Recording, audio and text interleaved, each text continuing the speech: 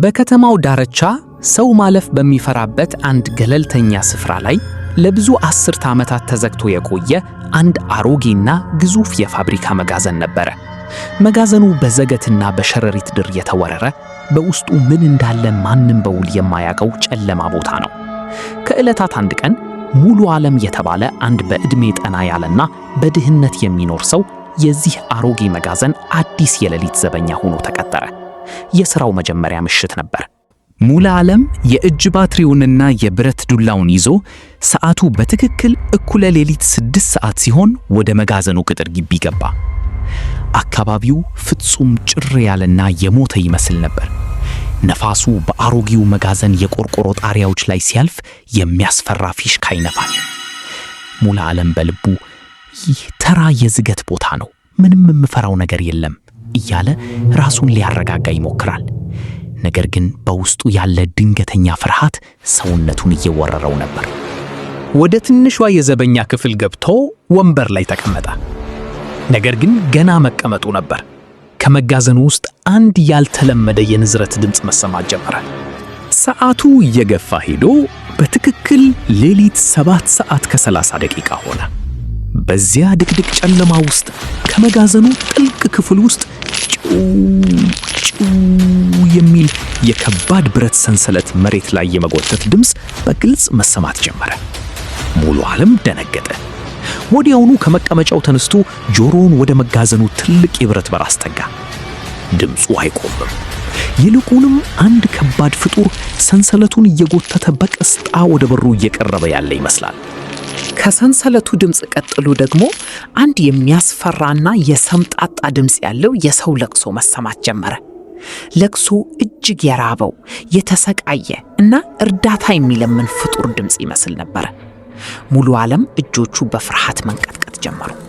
የዘበኛ ክፍሉን መስኮት ከፍቶ ወደ ውጭ ቢመለከትም ግቢው ውስጥ ማንም የለም። እዚህ መጋዘን ውስጥ ሌባ ገብቷል ወይስ ሌላ ነገር አለ እያለ በጭንቀት አሰበ። የሥራ ኃላፊነቱ ስላለበት እውነታውን ለማረጋገጥ የእጅ ባትሪውን አብርቶ ወደ መጋዘኑ ትልቅ የብረት በር ተራመደ። ሙሉ ዓለም በሩን በቀስታ ገፋው። አሮጌው በር ጫጭ በሚል የሚያስፈራ ድምፅ ተከፈተ። ወደ ውስጥ ሲገባ የሚቀበለው የአየር ሽታ የሞተ ነገር፣ የቆየ አቧራና የበሰበሰ ብረት ድብልቅ ነበር።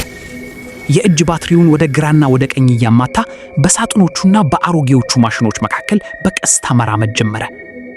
በሄደ ቁጥር ግን የሰንሰለቱ ድምፅ እየጎላና እየበረታ መጣ። ድምፁ የሚመጣው ከመጋዘኑ መጨረሻ ላይ ከሚገኝ አንድ አነስተኛና የተቆለፈ የከርሰ ምድር ቤዝመንት በር ውስጥ ነበር። ወደ በሩ ተጠግቶ በባትሪው ብርሃን ሲመለከት የበሩ ቁልፍ በኃይል ተሰባብሮ መሬት ላይ ወድቋል። ሙሉ ዓለም ልቡ በከፍተኛ ፍጥነት ይመታ ነበር። ደሙ በሰውነቱ ውስጥ እንደ በረዶ ቀሰቀሰ። በሩን በቀስታ ከፈተውና በባትሪው ወደ ታች የሚወስዱትን የድንጋይ ደረጃዎች አበራ። በደረጃዎቹ ላይ ጥቁርና የሚያጣብቅ ፈሳሽ ፈሶ ነበር። እርምጃውን በቀስታ ወደ ታች አደረገ። በእያንዳንዱ ደረጃ ሲወርድ የለቅሶውና የሰንሰለቱ ድምፅ ከአጠገቡ እንዳለ ሆኖ የሰማው ጀመር። ሙሉ ዓለም የመጨረሻው ደረጃ ላይ ደርሶ የእጅ ባትሪውን ወደ ክፍሉ መሃል አበራ። ያን ጊዜ ግን ያየው ነገር ባትሪውን ከእጁ ላይ አስጥሎ እንዲጮህ አደረገው። በክፍሉ ማዕዘን ውስጥ ከግድግዳው ጋር በታላላቅ የዛገ ሰንሰለቶች የታሰረ አንድ ግዙፍ፣ ረጅም እና ሰብአዊ ያልሆነ ጥቁር የጥላ ፍጡር ቆሞ ነበር። አይኖቹ እንደ ረመጥ እሳት ቀይ ነበሩ። ፍጡሩ ሙሉ ዓለምን ባየው ጊዜ ሰንሰለቶቹን በኃይል እየለቀመ ወደሱ ተጋፋ። ሰንሰለቶቹ ሊበጠሱ ምንም አልቀራቸውም ነበር። ፍጡሩ አፉን ከፍቶ መጋዘኑን የሚያናውጥ አስፈሪ ጩኸት ጮኸ።